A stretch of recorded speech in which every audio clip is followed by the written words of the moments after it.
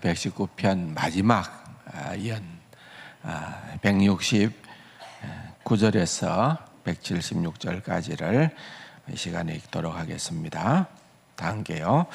여호와여, 나의 부르짖음이 주의 앞에 이르게 하시고 주의 말씀대로 나를 깨닫게 하소서. 나의 간구가 주의 앞에 이르게 하시고 주의 말씀대로 나를 건지소서. 주께서 율례를 내게 가르치심으로 내 입술이 주를 찬양하리이다. 주의 모든 계명들이 의로움으로 내 혀가 주의 말씀을 노래하리이다. 내가 주의 법도들을 택하여 사오니 주의 손이 항상 나의 도움이 되게 하소서. 여호와여, 내가 주의 구원을 사모하여 사오며 주의 율법을 즐거워하나이다. 내 영혼을 살게 하소서. 그리하시면 주를 찬송하리이다. 주의 규례들이 나를 돕게 하소서. 이런 양같이 내가 방황하오니 주의 종을 찾으소서. 내가 주의 계명들을 잊지 아니함이니이다. 아멘. 오늘은 기다렸던 비도 좀 내려서 기분이 좀 좋습니까? 비가 너무 많이 온다고 예보는 있었습니다만은 아직은 그렇게 많은 비는 아닌 것 같고요. 저도 오늘 새벽에 나올 때 비가 조금 비치더라고요. 그런데 어쨌든 좀 비가 내리니까 한결 우리 모두가 시원한 느낌을 가지게 됩니다. 시편 119편의 마지막 연에 이제 드디어 왔습니다. 여러분들이 예를 들어서 KTX를 탔을 때에 이제 어디쯤 서울서 온다고 가정하면 어디쯤 온 거예요? 이제 진영역을 떠났습니다.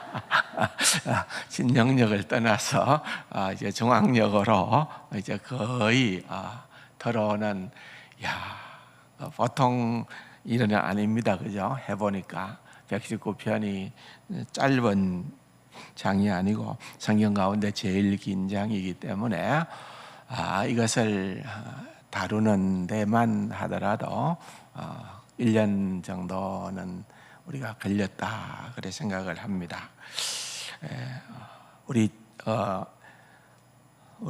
전홍이죠. 홍현일 집사님이 새로 또 이제 이렇게 곡을 만들어서 책을 만들어서 이게 지난주일날 줬는데, 여기 보면은 여러분들이 이제 나중에 QR코드로 찍으면은 모든 걸 다 인쇄를 안 하더라도 여러분들이 볼 수도 있고 이제 들을 수도 있는 그런 시스템을 갖춰 나왔으니까 나중에 사무실로 문의를 하면 되겠습니다만은, 여기에 보면은 1장 이 시편 119편의 22연을 가지고 각 연에 한 곡씩 22곡을 먼저 실었어요. 그리고 이제 18편 뭐 여러 3편 정도 더 해가지고 총 여기에 보면은 이제 22연 또 18편 그러면은 40편입니까?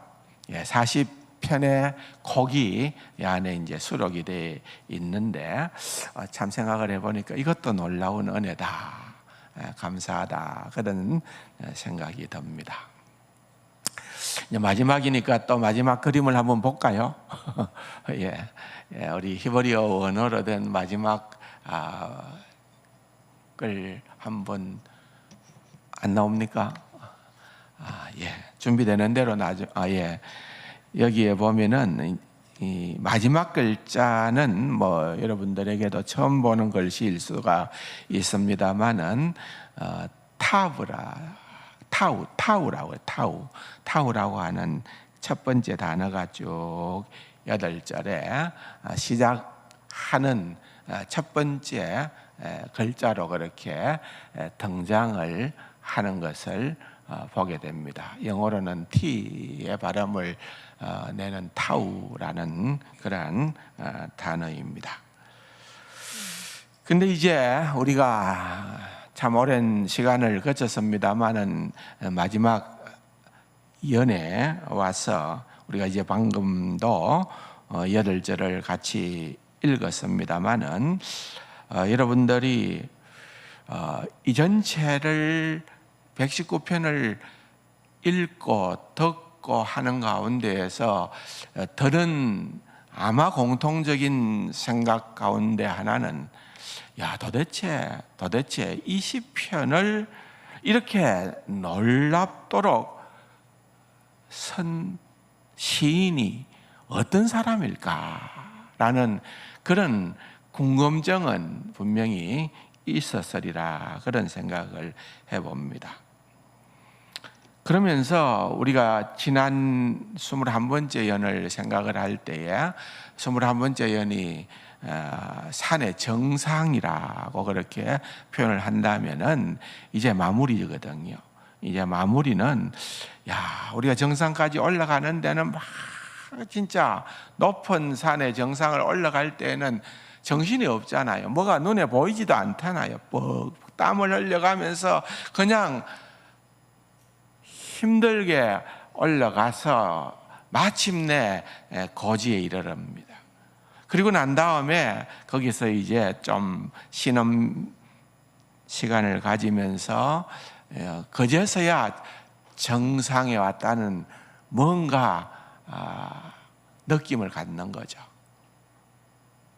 정상에서 내려다보는 그런, 거기서만 볼 수 있는 그런 어떤 멋진 풍경들을 바라보면서 이제는 내려갈 때에 어떤 생각을 가집니까? 이제는 좀 내가 여유 있게 감상도 하고 여유 있게 아름다운 것도 보고 즐기고 그렇게 하산을 하여 마무리를 하겠다, 그런 생각을 일반적으로 가지는 것이지요. 그렇다고 한다면은 여러분, 사실은 이 긴 장 176절이나 되는 이 긴 장, 이 시편 119편을 마무리 짓는 결론에 대한 기대는 도대체 얼마나 아름답게, 얼마나 놀랍게, 얼마나 경이롭게 이 시 119편이 마무리가 될까 하는 그런 생각을 우리는 가지기가 쉬운데, 어떻습니까? 읽어본 결과로 그 결말이 우리의 기대와는 좀 많이 벗어나고 있다는 것을 깨닫게 됩니다. 어쩌면은 좀 밋밋하다 또는 싱겁다 이렇게 느껴질 만도 한 마무리입니다. 뭔가 마무리가 안 된 듯한 마무리로 이 긴 장이 끝이 나는 듯한 느낌을 우리가 받을 수 있습니다. 제임스 보이스라고 하는 유명한 신학자는 이 결론 부분에 대해서 이렇게 얘기를 합니다. 이 연, 마지막 22번째 연, 그리고 그 앞에 있는 연, 21번째 연 사이에는 엄청난 차이가 있습니다. 사실 이 연, 22번째 연과 앞에 시편 전체 사이에도 엄청난 차이가 있습니다. 21번째 연은 주로 하나님의 말씀에 대한 시인의 순종과 그 말씀에 대한 시인의 기쁨에 관한 주장이었습니다. 그러나 이 22번째 연은 모두 탄원이다 그래요. 탄원이고 확신이 거의 없습니다. 대신 시인의 잃어버려진 상태와 하나님의 은혜에 대한 끊임없는 필요성에 대한 겸손한 인식이 있습니다. 그랬습니다. 무슨 말일까요? 여러분, 우리가 기대했던 대로의 결말이 아니더라는 겁니다. 전체적으로도 그렇지만은 특별히 여러분 176절 마지막 절을 한번 보시기 바랍니다. 인상적일 정도로 이상합니다. 같이 한번 읽어볼까요? 이런 양같이 내가 방황하오니 주의 정을 찾으소서. 내가 주의 계명들을 잊지 아니함이니이다. 생각해 보면 마지막인데 이 긴 시의 마지막을 서는 시인인데, 이제는 주님 이제는 됐습니다. 뭔가 기대대로, 내가 간구하는 대로, 내가 주님을 그렇게 생각했던 대로 뭔가가 성취되었습니다. 좀 그런 얘기가 나와야 되지 않을까요? 내가 하나님의 말씀을 그토록 사랑하고 사모하고 즐거워하여 여기까지 왔는데, 여기 끝에 와가지고 어떻게 이렇게 끝나지 않은 것 같은 그런 결말로, 마치 뒤에 뭔가가 더 있을 것 같은 말로 마무리가 되느냐는 거죠. 주님, 나는 지금 잃어버린 어린 양과 같습니다. 지금도 잃어버린 양이라는 말은 방황한다는 말이에요. 나는 지금도 방황합니다. 이상하지 않습니까, 여러분? 지금까지 우리가 1년 가까이 살펴본 이 시편 119편의 시인의 고백을 우리가 그렇게 깊이 있게 생각을 해보면서 마지막 결론의 이 부분을 읽을 때에 느낌은 어떨까요? 이런 양같이 내가 방황하오니. 여러분, 절대로 해피엔딩은 아니죠.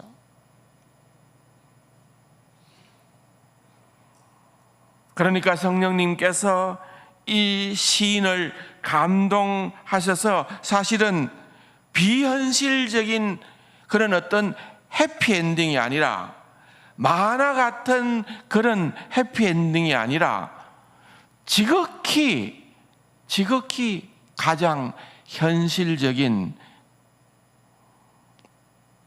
그리스도인의 삶을 표현하는 것으로, 묘사하는 것으로 이 시편이 끝나고 있다는 것입니다.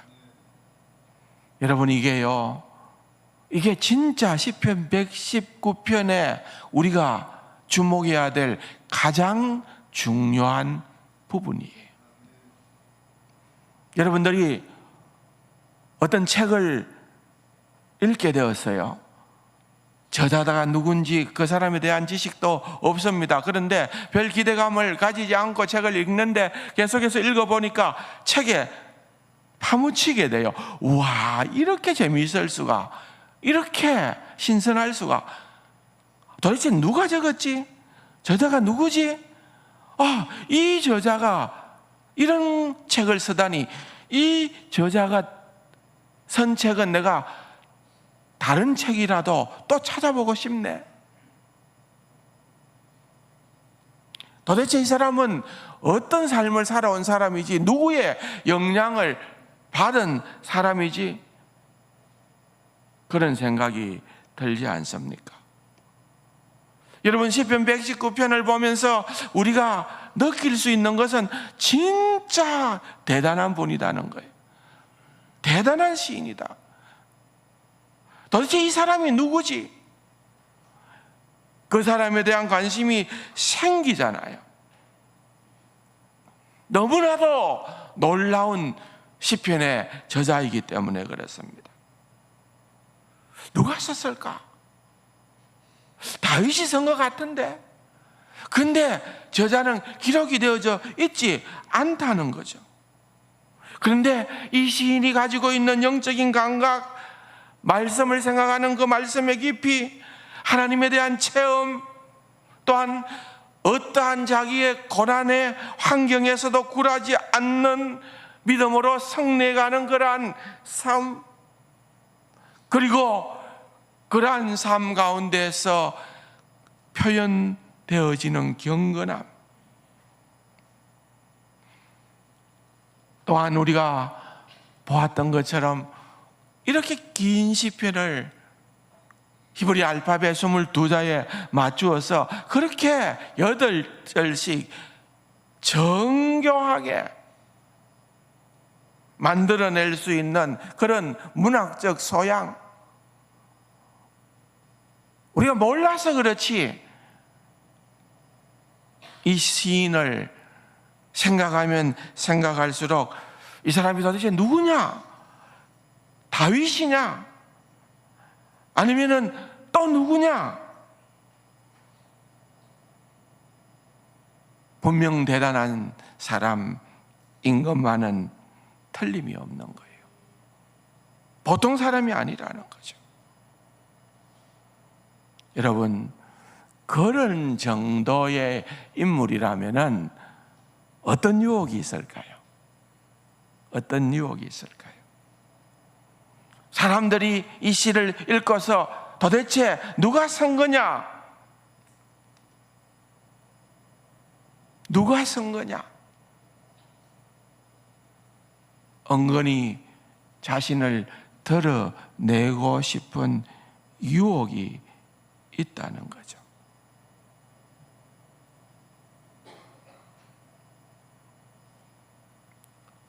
우리가 얼마나 그것은 합리적인 추론이라고 볼 수가 있지 않아요? 예를 들면 이런 거죠. 은근히 자기 자신의 경건과 자신의 어떤 삶과 사역의 탁월함, 사람들은 별 수 없어요. 만나보면은, 대화를 나눠보면은 보통 사람들은 다 자기 자랑을 하기 시작해요. 그렇지 않나요? 자기 자랑을 해요. 그런데 여러분, 이렇게 자기를 드러내고 싶은 유혹이 우리의 본성이라는 거죠. 그런데 이 시인은 그걸 지워버리는 거죠. 제일 먼저 한 것이 자신의 이름을 지워버렸다는 거예요. 우리는 그가 누군지 몰라요. 스펄전이나 칼빈은 다윗이라고 거의 확정적으로 얘기를 하지만은, 그럼에도 불구하고 우리는 어떤 시에는 다윗의 시라고 분명히 명명되어져 있지만은 이 시편 119편에는 없어요. 그러므로 우리는 이 사람이 누군지를 몰라요. 왜냐고요? 아마도 성령님께서 이 시인을 감화 감동하셔서 이런 방식으로 마무리하게끔 하신 거죠. 모르긴 해도 시인은 이렇게 마무리를 하면서 진짜 내가 최고의 마무리를 했다 생각했을 것 같아요.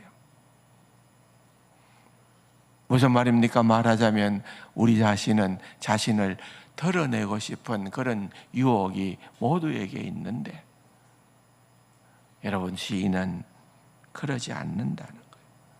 성령님의 뜻 안에서 끄끗하는 거예요.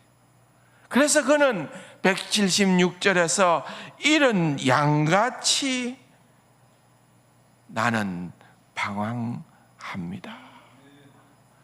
자신을 방황하는 어린 양으로 소개하는 최고의 마무리라고 생각하는 거죠. 여러분, 그렇다고 한다면은 오늘 이 시간에 우리가 기억하고 가야 하는 것은 신자는 누구인가?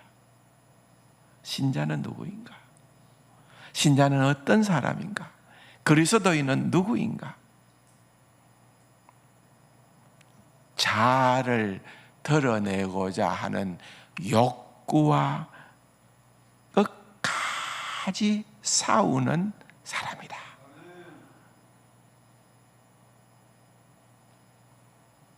신자가 아닌 사람은 싸울 이유가 없죠. 자신을 기회가 있는 대로 드러내어야 되겠죠.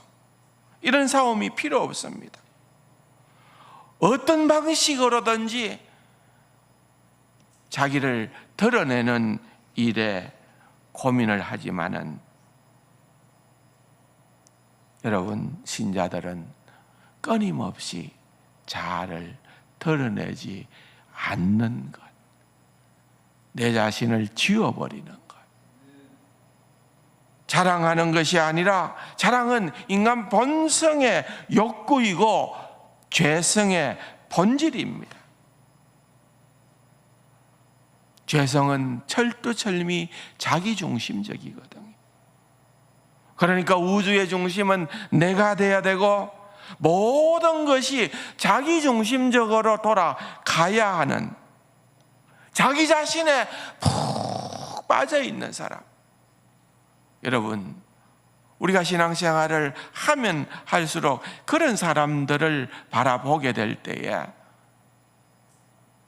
우리는 안타까워할 수밖에 없는 거예요.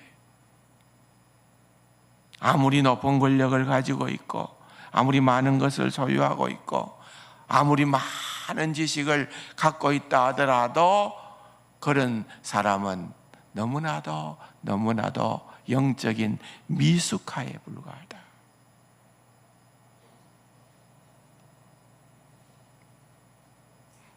다른 사람이 나를 어떻게 생각할지, 다른 사람이 나에 대해서 조금이라도 칭찬을 하면은 속으로 우쭐거리고 싶고, 다른 사람이 나를 조금이라도 불편하게 하고 힘들게 하고 그렇게 하면은 속으로 두고 보자. 니는 얼마나 잘났는지 한번 보자. 그것 때문에 잠을 이루지 못하는 그런 분들은 없나요? 여러분, 자기가 잘났다, 또 니도 내 같은 처지에 한번 놓여봐라. 자신의 처지가 너무 힘드니까. 자기 자랑이든 자기 연민이든 관계없어요. 인간은 본성적으로, 죄악의 본성적으로 자기중심적이라는 거예요. 자기중심. 이걸 내려놓자는 거죠. 자기중심이 있는 한 하나님을 자꾸만 밀쳐내는 거예요. 교만과 자랑과 자기 연민은 똑같이 자기 영혼을 죽이는 죄입니다. 교만만 문제가 아니라 자기 연민도 똑같은 죄입니다. 필요한 게 뭡니까? 하지만 은혜는 뭐죠? 뭐라고요? 은혜는 자아를 넘어서게 합니다. 은혜만이 자아를 넘어서게 하는 거예요. 내 인생의 삶의 주인 같은 삶의 중심 역할을 하는 그렇게 견고한 우리 자신의 자아를 넘어서는 그게 은혜라는 것입니다. 은혜는 그 일을 합니다. 그러기에 은혜 때문에 우리는 하나님 안에서, 주님 안에서 비로소 진정한 만족을 누리게 되는 것입니다. 거룩하신 하나님 앞에서 우리 자신이 얼마나 형편없는 죄인인가, 역겨운 자인가를 알기 때문에 나의 죄성을 보고 인식하는 만큼 거룩하신 하나님을 바라보는 것입니다. 거룩하신 하나님을 바라보는 만큼 우리의 죄성을 보고 그 사이를 메워주는 것이 바로 은혜라는 것입니다. 여러분, 시편 119편에 저자인 이 시인은 이 은혜를 정확하게 맛본 사람이라는 것입니다. 그러지 않으면은 절대로 176절과 같은 결론이 나올 수가 없다. 우리는 좀 괜찮으면은 끝까지 자아를 높이려고 합니다. 그러나 은혜를 아는 자들은 스스로 자신을 낮출 수가 있고 높아지려고 하는 그 유혹을 이길 수가 있고 자기의 이름을 지울 수가 있고 하나님만을 높일 수 있는 자가 된다는 것입니다. 여기 170절까지 오는 순간에 시인은 충분히 자기 자신을 높일 만한 모든 여건과 준비를 갖추었습니다. 그럼에도 불구하고 그는 자기 자신을 지워버렸습니다. 잃어버린 양처럼 그것이 자기 자신의 정체성으로 그렇게 규정을 하는 거죠. 그래서 나는 잃어버린 양이다. 여러분, 잃어버린 양에게는 무엇이 필요하죠? 목자가 필요하죠. 목자. 나는 하나님이 필요한 자다 그 말이에요. 내가 잃어버린 양이다. 나는 하나님이 필요하다 그 말이에요. 나는 하나님이 필요한 사람입니다. 언제나 하나님이 필요한 사람입니다. 하나님의 말씀과 하나님의 은혜와 하나님의 능력이 필요한 사람입니다. 그래서 나는 이 시를 썼습니다. 라고 고백하는 것이 바로 이 시인입니다. 하나님을 높이는 방식이죠. 데렉 키더너라고 하는 분은 이 마지막 연을 재미있게 비교했습니다. 여러분, 누가복음 18장의 중반에 보면은 예수님께서 바리새인의 기도와 세리의 기도를 비교해서 그렇게 말씀하시는 장면이 나오죠. 여러분들이 아마 다 아시는 거예요. 바리새인의 기도의 특징은 뭡니까? 바리새인은 자기를 높였습니다. 하나님, 나는 이런 것을 했습니다. 하나님, 나는 10의 1조를 했고, 하나님, 나는 구제를 했고, 하나님, 나는 이렇게 기도를 했고, 하나님, 나는 이렇게 금식을 했고, 하나님 앞에 이것저것 자기 의에 도취되어서 말을 합니다. 반면에 세리는 멀리 있어서 감히 성전 가까이 오지도 못하고 스스로 가슴을 치면서 나는 죄인입니다. 그랬습니다. 이 두 기도를 주님이 비교하셨죠. 그래서 데렉 키더너는 이렇게 얘기합니다. 이 사람은, 시인을 얘기하는 거죠.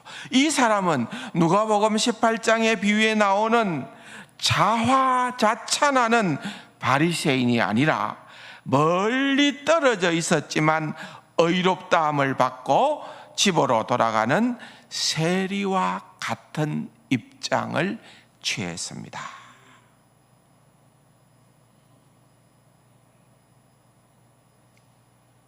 너무나 핵심을 정확하게 집은 이야기죠. 여러분, 시편 119편에 이 이상해 보이는 듯한 그런 결말에 대한 설명이 바로 이것입니다. 여기까지. 이것이야말로 이상해 보이지만은 가장 그리스도인다운 복음적인 결론이라는 것입니다. 시인은 끝부분에서 자아를 높일 것인가, 하나님과 그 은혜를 높일 것인가, 그런 영적인 싸움을 했을 겁니다. 그리고 그 싸움에서 하나님의 말씀을 의지하여 그는 승리했고, 그는 하나님을 높이는 선택을 하게 된 것이다, 그 말이에요. 그러니까 이 시가 너무 좋은 거예요. 이 시가 너무 좋은 거예요.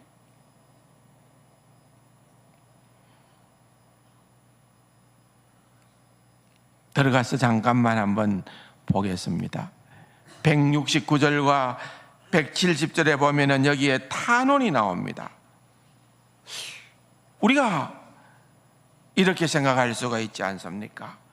마지막에 가면은 이제 뭔가 할렐루야, 성소에서 찬양하라, 할렐루야, 이런 걸로 마무리할 것 같은데 마치 결론으로 돌아온 느낌이 전혀 들지 않는 탄원으로 마지막 연이 시작을 하는 거예요. 여호와여, 나의 부르짖음이 주의 앞에 이르게 하시고 주의 말씀대로 나를 깨닫게 하소서. 나의 간구가 주의 앞에 이르게 하시고 주의 말씀대로 나를 건지소서. 이게 뭘까요? 탄원이에요. 탄원. 하나님 앞에 탄원을 가지고 간구하는 거죠. 두 가지를 간구합니다. 169절에 보면은 말씀을 깨닫게 해달라고, 그리고 170절에는 주의 적의 위험으로부터 건져 달라고.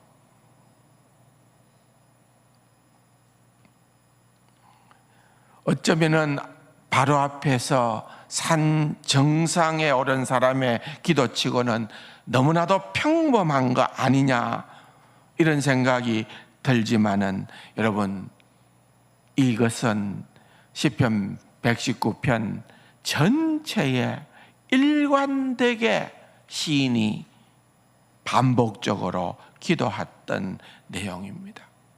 주의 말씀을 깨닫게 해주십시오. 주의 말씀을 깨닫게 해주십시오. 여기에서도 주의 말씀을 깨닫게 해주십시오. 내가 한때 주의 말씀을 몰랐기 때문에 그때만 깨닫게 해달라는 그러한 기도가 아니라 내 평생에 하나님, 나는 언제나 주의 말씀을 깨닫는 그러한 은혜를 허락하여 주옵소서. 여러분, 이것이 일평생에 성도가 드릴 수 있는 최고의 기도라는 것입니다. 정말 우리의 삶에 뭐가 중요할까요? 하나님의 말씀을 깨닫는 것, 이것보다 더 중요한 것이 없다는 것.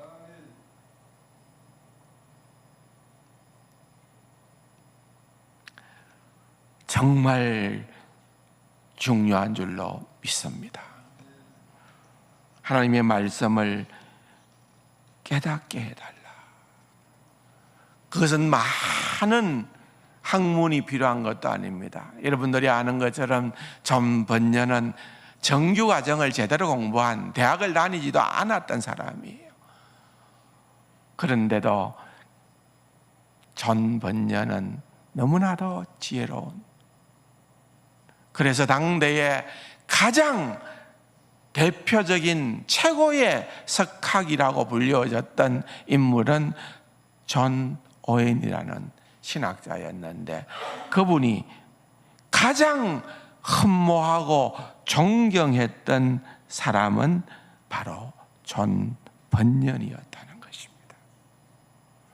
그렇기 때문에 존 번연의 책을 통하여서 우리가 어떻게 한 사람, 한 인간 안에서 저렇게 놀라운 지혜가 나올 수 있을까?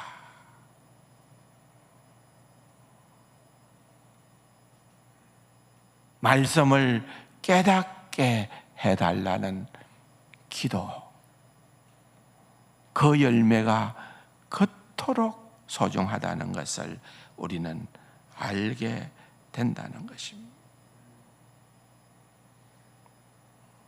신앙생활 하시면서 여러분 정말 붙들어야 되는 것 중에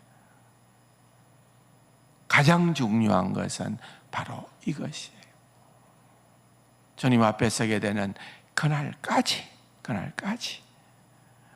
주여, 주의 말씀을 깨닫게 하여 주시옵소서. 그렇게 되기를 바랍니다. 주의 말씀을 깨달아야 되는 거죠. 두 번째는 대적의 손에서 나를 건져 달라는 것인데, 위험에서 나를 건져 달라는 것인데, 시간이 많이 갔기에 다음 주일에 계속해서 이어가도록 하겠습니다. 여러분, 이 마지막 연이 여러분들에게 정말 잘 새겨지기를 소망합니다.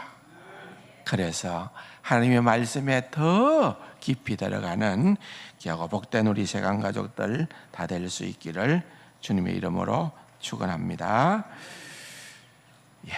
다 같이 일어나서